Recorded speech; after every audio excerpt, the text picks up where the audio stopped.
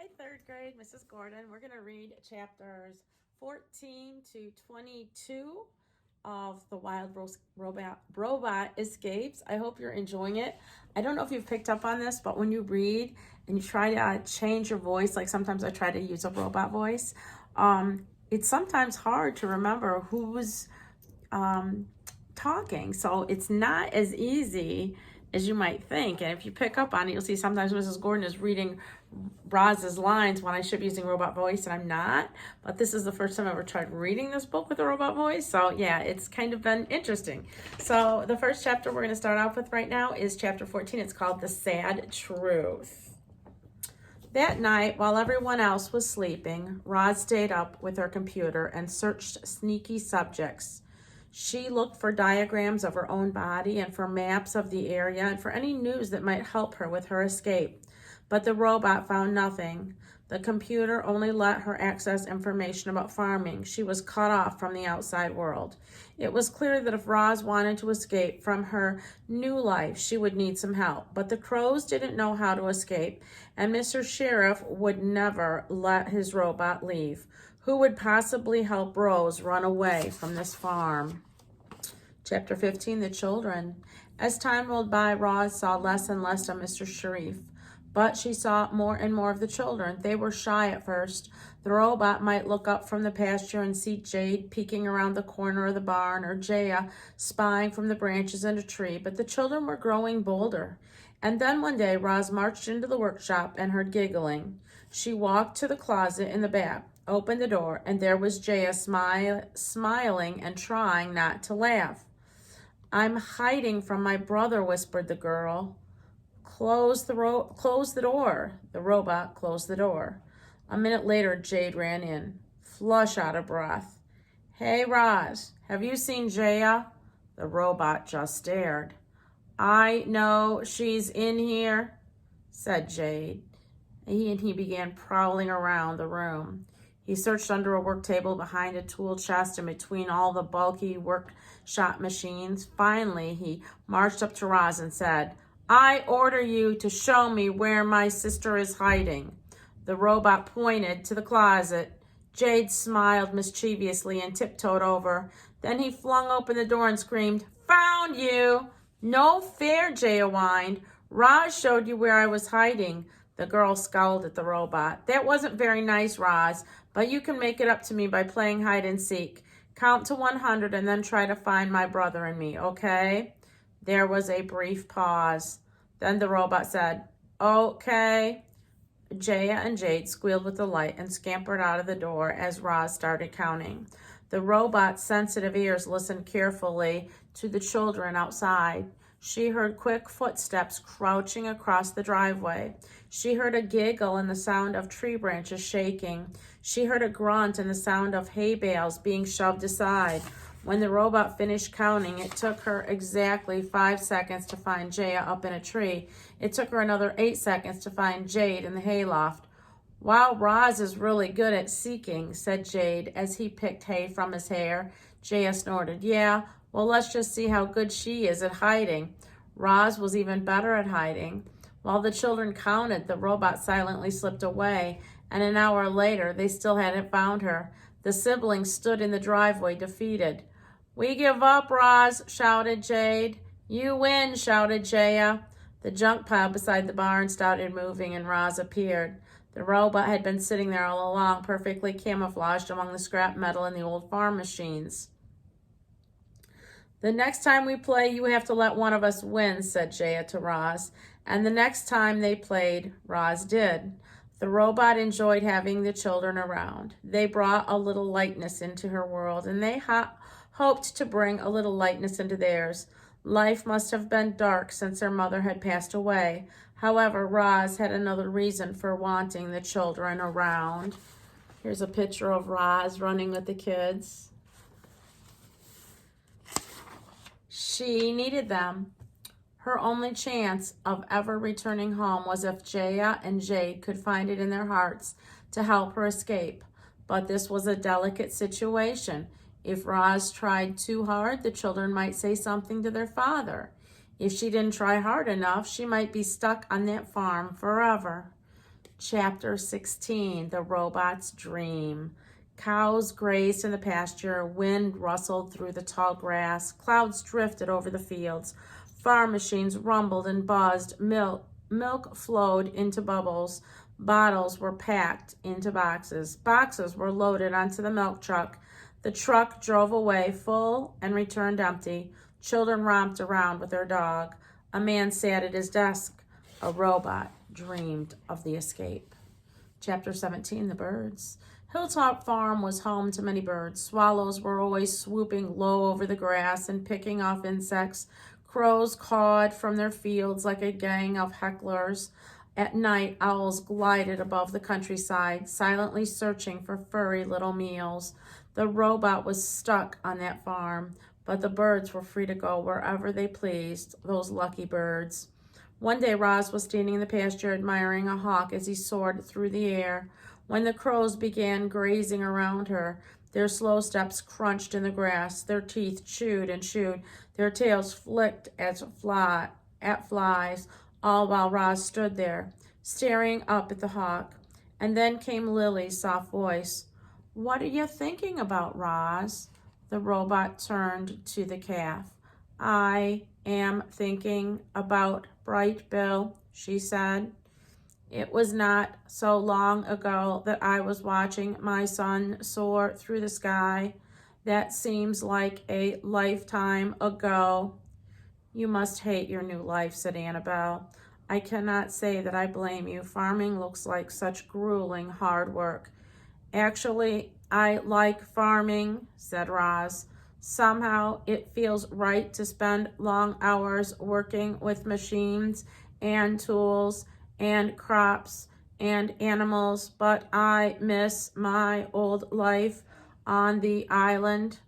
Tess had a mouthful of dandelions, but that didn't stop her from speaking. "Maybe you should start thinking of this farm as your home. That island is awfully far away. There's a good chance you'll never make it back there." "Don't say that," cried Lily. "Roz just has to make it home. She needs to be with Bright Bill and with her friends." "Tess is right," said Roz. "I may never make it back home. If I were a bird like my son, I could fly home all on my own anytime I wanted, but I am only a robot."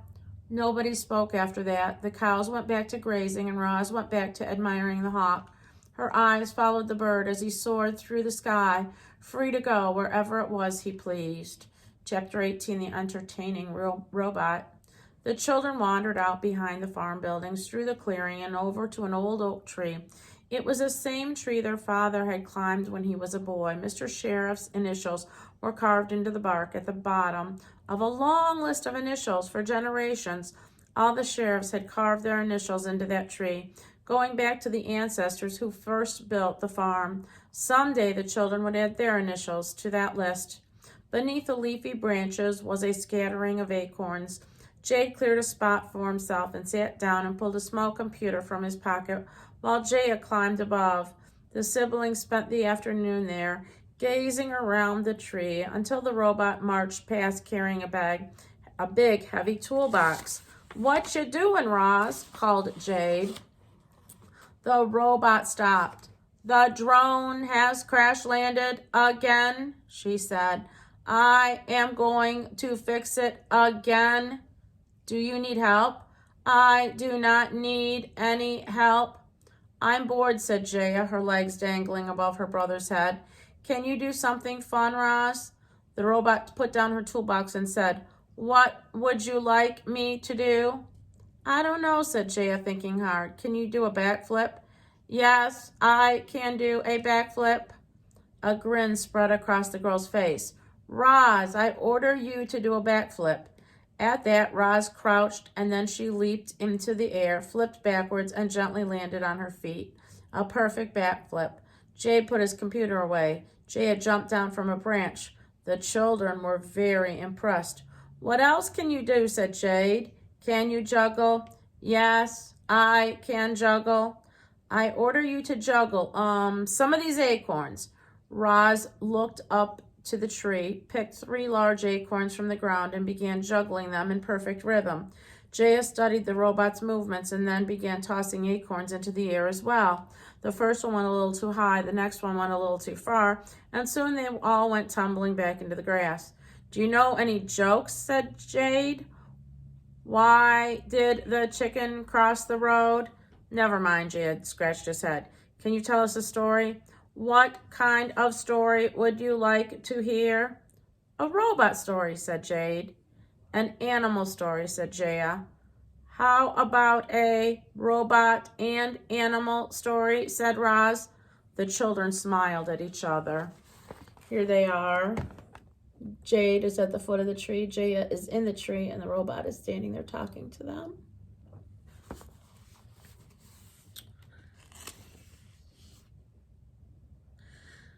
Jaya studied the robot's movements and then began tossing acorns. Okay.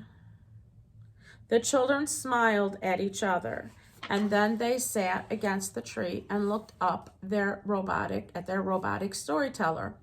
"Once upon a time, there was a robot who lived alone on an island," Roz began.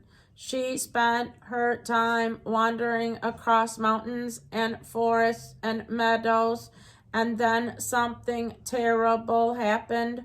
Rocks fell, and the robot tumbled off the cliff. She survived the fall, but sadly the rocks killed 2 geese and smashed 4 of their eggs. The robot stood there staring at the poor goose family until she heard a tiny peeping voice from somewhere nearby. She followed the peeping voice and discovered a perfect goose egg sunk in the dirt. The robot carefully picked up the egg and carried it away, and when the gosling hatched from his shell, the first thing he saw was a robot looking back. "Mama, Mama," he peeped. The goslings thought the robot was his mother, and from that day on, she was. The robot adopted the gosling as her son, and together they made a funny little happy family. The end.